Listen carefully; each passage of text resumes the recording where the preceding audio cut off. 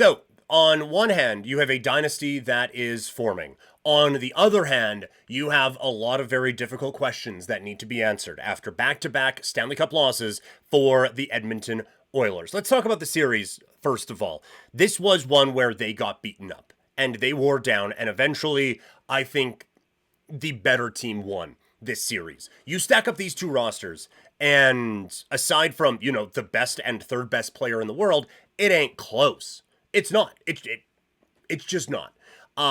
It is a credit to McDavid and Draisaitl and the other pieces who stepped up along the way for getting this team to this point. But they have to get beyond this point. There is only one stop left beyond it, but that's the one that they have to get to when you have the high-level talent that this team has at this point. And so offensively, did they miss Hyman? Yes.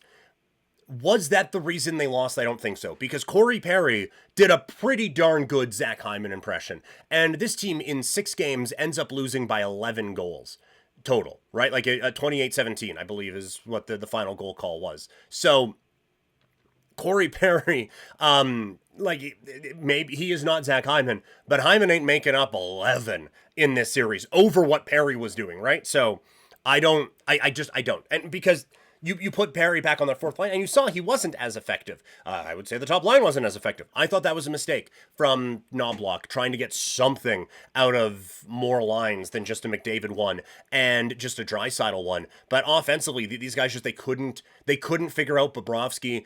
McDavid never really had that dominant takeover game. It was all very well done on the Florida Panthers side of the equation to limit all of those opportunities. Defensively, it was way too many turnovers. That's what got them. They were beat up. They were wore down. This team was over their skis defensively for 2 months in this postseason, right? We were mocking the players that they were throwing out there on the blue line, and they were getting the job done. They were playing with such great speed on the defensive end, and playing pretty sound defensive hockey. You were wondering, okay, is this just this team now? Against the Panthers, they weren't, because Florida has a way of exploiting a lot of weaknesses that you may have and just beating you up. And again, it takes 3 mistakes and you're down 3-0. That's a lot to come up against. That's a really, really difficult team to have to battle with. So for the Oilers, no question, they felt a little bit overwhelmed here. And then I just think a lot of guys who were playing better than their hockey DB page, whether it was Klingberg, whether it was Bouchard defensively, right? Kulak, all these guys were playing so much better than you would expect them to play. And that all came crashing down against the Florida Panthers. And then there's the goalie question. Did they lose this series because of Stuart Skinner? They did not. He was not the biggest reason that they won.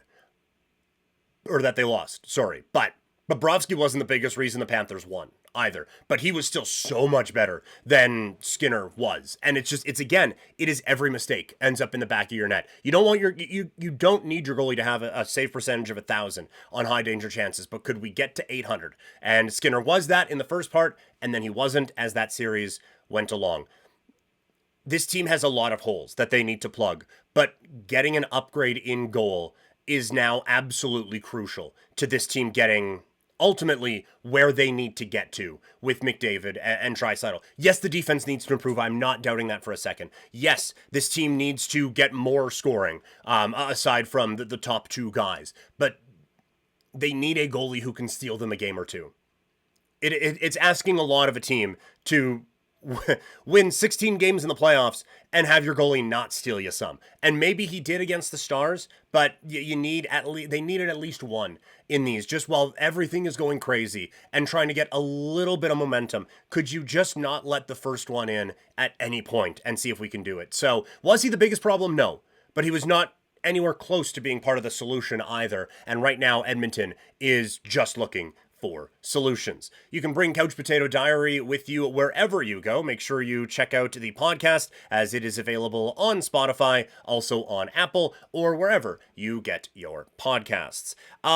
Looking now at kind of the future for the Edmonton Oilers. The question is, how does this team get over the hump? The answer is get a whole lot better while getting significantly more expensive. Every team is going to go into this offseason thinking, you know what though?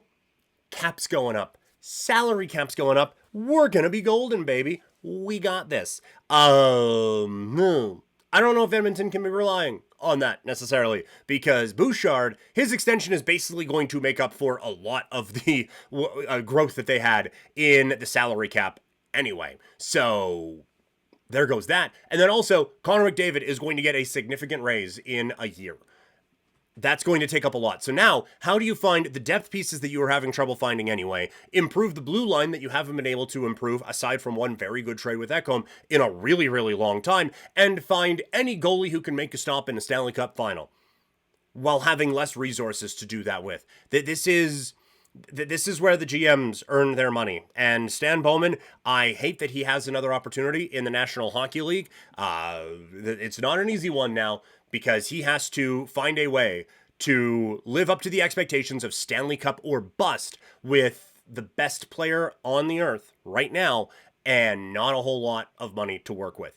And that there's not much you can do. Like, we can point here and say, yeah, Darnell Nurse has one of the worst contracts in the NHL at, what was it, 9.5, 9.25, and he is a liability. Back-to-back cup runs, he has been a liability. And last year you could blame it on Cody Ceci. This year, like Kulak's not going in the Hall of Fame, but he's at least steady, and it still didn't matter. You can't have your top paid defenseman be that much of a liability for your team and still have any hope of succeeding.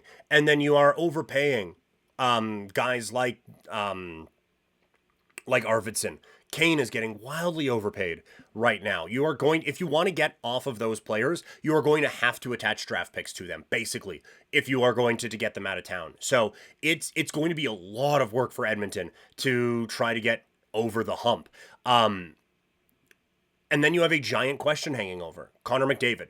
I don't think he leaves.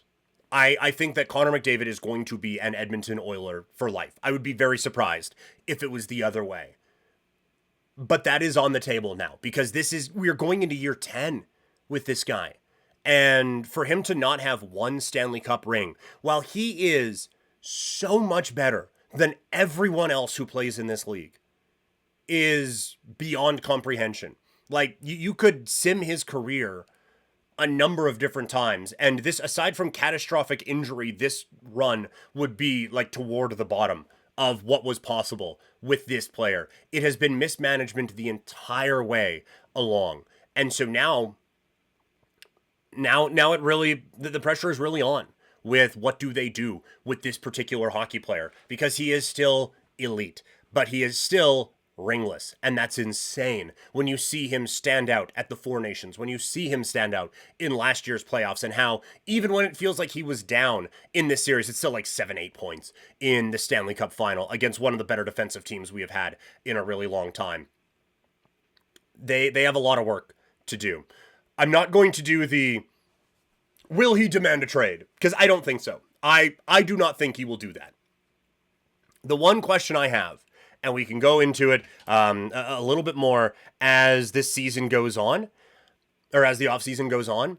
If he doesn't sign that extension by like 5 o'clock Eastern time on July 1st, you start to have the conversation of not could they, but should they move on from him. And I'm not doing this to be hot takey. It is just, this is one of the things you now have to think about with this, because you, as an organization, cannot let him walk out the door for free. And so if you guys are $250,000 off on a deal, shut up and just give it to him. But if you guys are close, then obviously not, right? Like, of course not. But if it feels like there's just nothing happening, like you want to give him 8 by 17 and he wants 4 by 20, and just none of those, you can't find a middle ground, then what do you do? Because you're the organization that traded away Wayne Gretzky and are kind of forever known as that. But yet, you are also the organization that traded away Wayne Gretzky and still won the damn thing after you did that. So, like, I don't even know what a trade would look like for a McDavid or anything like that. But it is just, if that extension isn't signed almost immediately, it becomes something you at least have to think about, because you cannot let that go for free and just go, oh, well, $12.5 million in cap space. So that's awesome. That's just not how it goes. We got Tall John 75 in the chat here talking about the Edmonton Oilers. Goalie is number one. Connor needs to take a team-friendly deal to be with Leon, let the team have a serious cup run or multiple cup runs to be able to beat this Panthers type of a team. I don't know where I come down on this, because like Crosby forever took team-friendly deals, and that allowed them to keep Malkin and Letang and Fleury for a bit and all of that. At the same time, like, I would argue he is on one now. Like, him at $12.5 million should be team-friendly enough for the best player in the world at that should be, I gave you guys enough for that. Like, I feel like this is a time to, you have such a small earning window when you are a professional athlete, right? And look, no one's crying poor for these guys, but it is like your job to try to get as much money out of this as humanly possible. And now, like, of course, there's a point, right? Like, he has already made a lot of money. And the difference between a $100 million contract and a $95 million contract probably doesn't mean that much to him. And he doesn't strike me as the type who needs to be the highest paid player in the National Hockey League. I do think there is pressure from the PA. Like, I don't think he can go into free agency when you have the salary cap going up and when you have Panarin as a UFA, when you have Kaprizov as a UFA, Kyle Connor is going to be up. Like, you have a lot of guys whose contracts are going to be up, and kind of hoping for him to reset the market when it comes to star players. He can't take 8 by 875. Like, he can't. And the PA would, like, simply not allow that. They would light the contract on fire themselves. They're just like, hey, can you just pass that over for us? Fuck yourself, get double digits at least. Let's go here, right? Like, there is that level of it. So I hear what you are saying, and I think of it as any kind of hometown discount. It has to be, like, $2 or $3 million a year type of a discount to be able to try to help the team out. But like he is going to be the highest paid player on this team. So that means it is a raise of at least $2.5 million.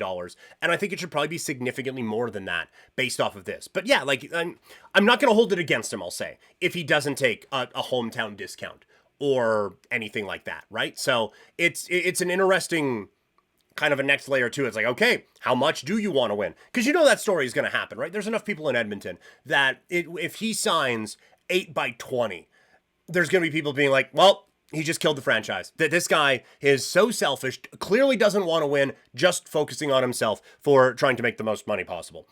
That there are going to be those conversations. But I do not begrudge the best player on earth wanting to be paid as such. Deeds in the chat. If you are off by $1 million, you pay McDavid. Oh yeah. Like if you're off by $1 million, you don't try to, hey, can we wiggle that down by $500,000? It's like, oh no, you know what? Boy, I could have swore we had a 9 written down there. That's only an 8. Boy, I thought we must have been a typo. Yeah, no, we're on the same page here. We're good. We're good. We got this. Yeah, we're fine. It would have to be that. It would be that sort of a conversation for me. And Tall John 75 again. A McDavid trade would look like an Eric Lindros level of a trade from Quebec. I think this could be, we're getting into off-season territory. And so if we wanted to freak some people out a little bit north of us, what would a trade from each team look like? It might put that in the old content bank going forward, because I think that could be a pretty fun conversation to have. If for nothing else, just to dare to dream, I would say. But overall, the saying "so close but yet so far" really does feel like it pertains to this Oilers team, because they were 2 wins away from the Stanley Cup this year and 1 win away last year. It's closer than every other team but one has got to the Stanley Cup in the last 2 years. But you look on the ice and they're not close. And you look on the Puckpedia page and they're really not close. And you just think of how they could get better. I don't know where better is coming from. The obvious one is John Gibson, but that's been an obvious trade for 4 year. They're gonna trade for this guy when he's 39 years old, and he's coming in on a last legs of a contract. Hey, finally got him. That one needs to be addressed. The goalie situation. Stuart Skinner seems like an awesome dude. Everyone who has interviewed him cannot stress enough how awesome this guy is. Super. he'll be fine being a backup next year then, because he is not winning a Stanley Cup with this team. They have 2 examples of it now. In back-to-back playoffs, he's been pulled because he's been bad. And this last one, they needed him to be great, and he just didn't get there with this team. So is that to say he never will? No. But this Oilers team does not have time to figure it out with him. But yeah, fun conversation, and a lot more to come on that in the weeks and months ahead.